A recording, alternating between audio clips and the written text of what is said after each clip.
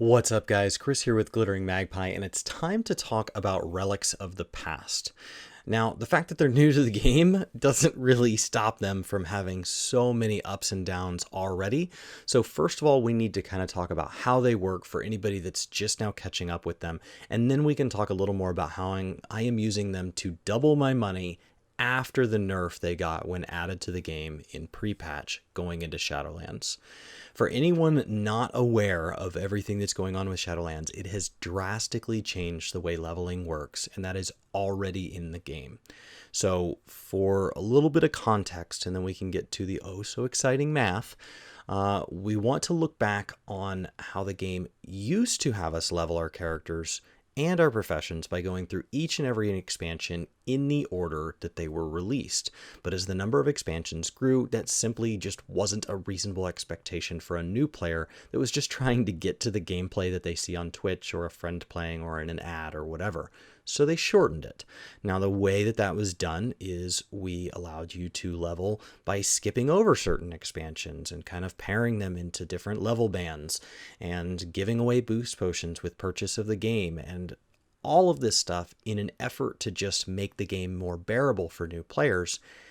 And crafting got grouped along with that. We made each and every profession its own island so that you could choose if you just want to level up a profession like tailoring in Wrath of the Lich King, or in the current, maybe you want to just do the current content or whatever. You could go just pick up a profession and level it through the Lich King recipes and the current expansion. You could skip everything in between. And that's a thing that's available to you right now. It's been that way. Now, they were still largely done in order because outside of cosmetics, you kind of had to keep these done in the order that they were released. And so the eye levels that were tied to those kind of got left that way. And beyond cosmetics, the usefulness of them could vary by item, and the price of both the crafting items and the actual materials could vary wildly. But you always thought of them in a progression, vanilla, then TBC, and so on. But now you have this 1 to 10 leveling zone, and then all of the other expansions are within this level 10 to 50 leveling band, effectively making them identical. So you don't really get that progression in what would happen with professions. So now we add relics of the past. Basically, when you go to make items, certain items will have this kind of socket available for a relic of the past. And if you put one in there, you can adjust the item level to one of 5 level bands by using one of its respective relics. Each relic can be used regardless of which one you made. They all stack, so you can make it using materials from any of the legacy expansions. And we'll get to that because that's important in a bit. Once the item's been made with a relic, it actually takes on all new properties for its new eye level. So it could have a base eye level, and then it has differing eye levels for each of the 1 through 5 relics. This, of course, adjusts the stats, that would be expected, but it also adjusts its vendor price and what it can be disenchanted to based on that change. Sometimes this totally changes the items that come from disenchanting. For example, crafting something out of linen and then applying a level 5 relic can actually get you BFA dust. Now, the community realized that this vendor price adjustment could actually, on the PTR, allow them to vendor things for higher than crafting cost, which led to a ton of speculation around what the new value of items like linen cloth would be.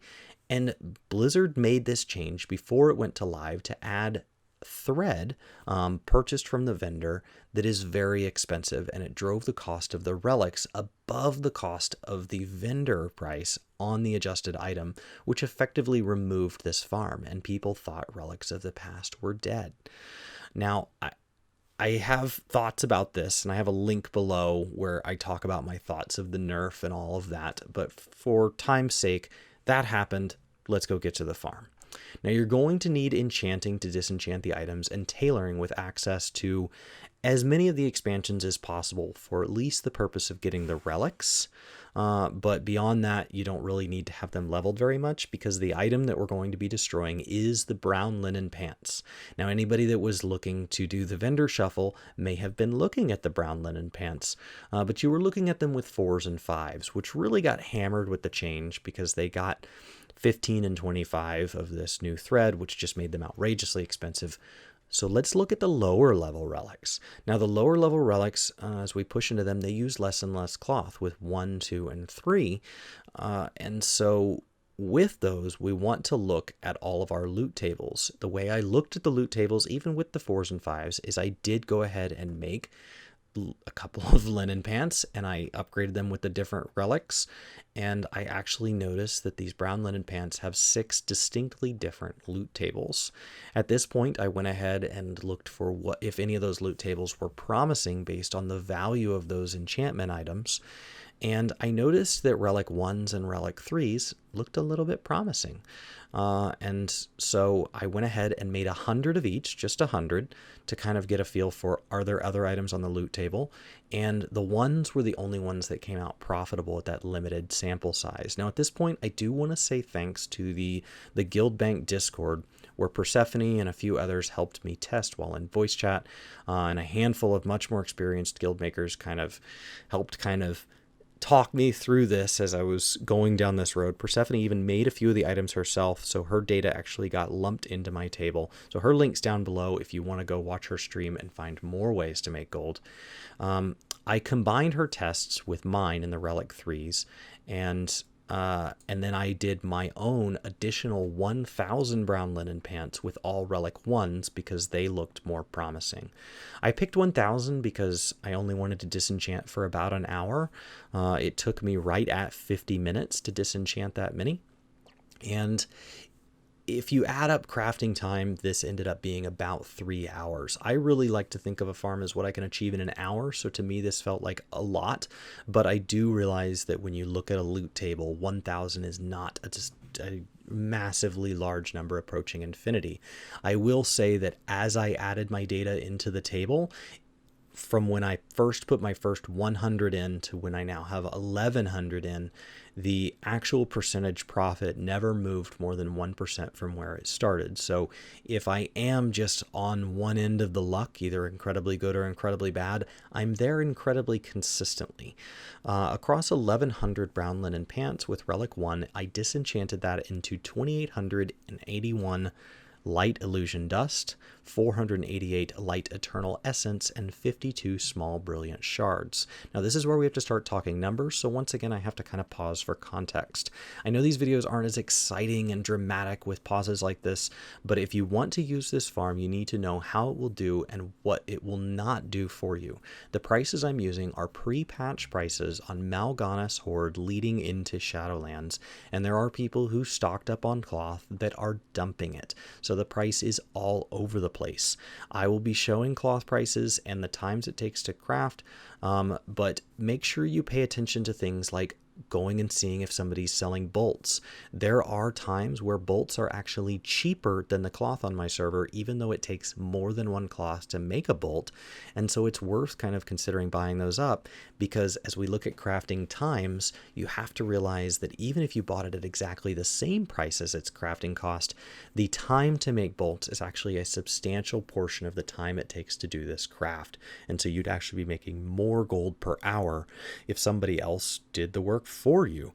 So just thank the universe, buy it up, and move on. The first thing we need to do is we need to make our relics, because you have to have the relics to insert into the item when you make it. I checked the price of cloth for every single relic 1 that I've learned. I have them all. The thread varied between 4 and 5 gold depending on your rep. So if you don't have a tailor with it for 4 gold and you do have another character that can buy it for 4 gold, that would be worth mailing over a few stacks of it. My cheapest relic 1s hovered right around 5 gold across a couple of different materials, and I have the 4 gold price, and you can see that there are many expansions that I should not be making Relic 1s from at the current cloth prices. Now, region average prices aren't perfect either because of what the word average means across the total population and the way they average across, small pop servers versus big pop servers. But this is just to kind of teach you how the math works. So look at these numbers and then just know that these numbers are ever changing, and you can go in and you can plug your own in to see if this is a farm that is going to work for you, and you can do it for the amount of time that it does work on your server and not a moment longer.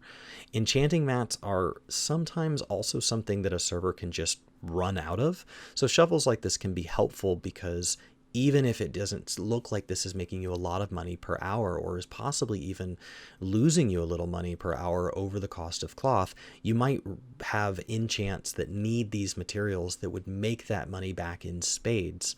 And so it would be worth looking into. This is why you see things like light and medium leather farms, where it's not a huge amount of gold per hour, but you have to go do them if you want to turn them into like transmogs that sell for a lot. So it's not always just about the money. Sometimes it's about acquiring items that you simply can't get enough of right now.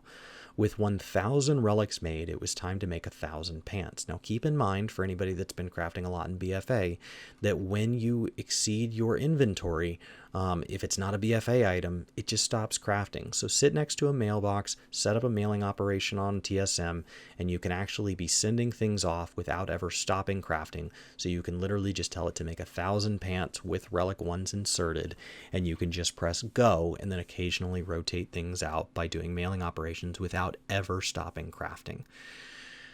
If you have to mail it, that's the step to do. If you're a tailor enchanter, congratulations. You can stop and disenchant as you go, and I disenchant all the items that I just made. If it will sell better, keep in mind that we are getting lessers here. So 3 lessers go into a greater, and so check that math, see what makes sense. It can also, if you're doing this a lot and you make a lot of it and it's relatively break even, it might make sense to list in both so that you're in both markets and you're selling a little bit faster. You can, of course, also use these to convert into enchants and sell those, which might be where you make more money than even what the mats are worth. So that's it. We doubled our money. But there's a few catches. So if you've stuck around this far, I want to show you how we actually decide if this is worth doing and if this is actually a good farm, if that word could ever be objectively measured. So first we need to add up the time. If you literally never stop processing due to a misclick, a change in menu, a need to be AFK, if your loot window is literally faster than add-ons even allow, you can theoretically process up to 343 of these per hour, assuming that there's no enchant or haste effect that this is affected by as we move into Shadowlands. I don't know how any of that'll work as gearing and everything changes, so if haste affects the rate, this might shift, but 343 is our theoretical perfection. So you're going to be at 343 per hour or less. If we stop every time we have an unknown variable as we go into 9.0, we'd never be able to put out any of these guides. So I'm just saying all of this because we have to start somewhere. At 343, we can indeed double our money based on my server's prices and possibly your server's prices, especially as people continue to dump cloth while leveling in all these old expansions, or maybe they bought up a bunch, or maybe they just stockpiled a bunch in anticipation and now they feel it's worthless. We can double our investment. But our investment is only 5.8 gold per item. And now we're getting 13.1, which is over double. So I'm getting 7.36 in profit, but I'm only getting that up to 343 times per hour, most likely less than 343 times per hour, meaning the max gold that I can make is only 2,500 gold per hour in my current market. So who would do this? Why would you even put up this video? Is this just a waste of time? No, it is absolutely not. This does double your money. It does generate items that could be sold out. This opens up a ton of doors on other items. This is the loot table for this particular item, but the Relic 3s were generating Mysterious Essence, which I know is often sold out on my server and I do need for enchants that I do post. Doubling money for low gold per hour is not helpful to Bruto writing billionaires with 9,000 characters and a gold cap on all of them, but to someone with limited gold to invest and they're just trying to get into their first shuffle, this is also really helpful. So if you're just trying to get ahead on some enchanting mats, or if you're trying to get a hold of enchanting mats cheaper than somebody that's gouging them on the server, or if you just want to use it to farm up more than there even is listed, like when we do old world leather farms, this is really, really helpful. So as a way to brag to your friends after you do this farm, I would say what the thumbnail that drew you in was. I doubled my money. I have unlimited enchanting mats. But from another view, because there's always multiple views when you look at gold making, I would go ahead and admit to yourself that this is less gold per hour than just mining or herbing or just buying the mats based on selling whatever you're making from a better farm. If the mats are available and they're at a reasonable price.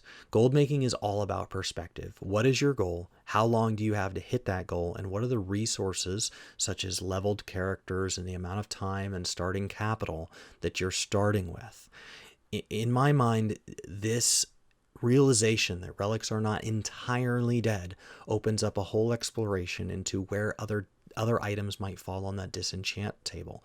If there's another disenchantable, another enchanting supply that I can't find, what is the cheapest way? What is the cheapest cloth? What is the cheapest shuffle to get that item so that I can have an unlimited access to it, assuming that the cloth is at a reasonable price? I would love to see other gold makers dive into this and go see if there's other shuffles that might be worth having for the odd rainy day farm when you just need a little bit of a mat, or you just need a relatively standstill shuffle or whatever. Let me know in the link below if you think this does just prove that relics are a waste of time, or if you think this breathes life into something that got seriously nerfed before we ever really got hands on. Relics are an interesting solution to a byproduct of the new leveling system, and I feel they never really got their day in the sun.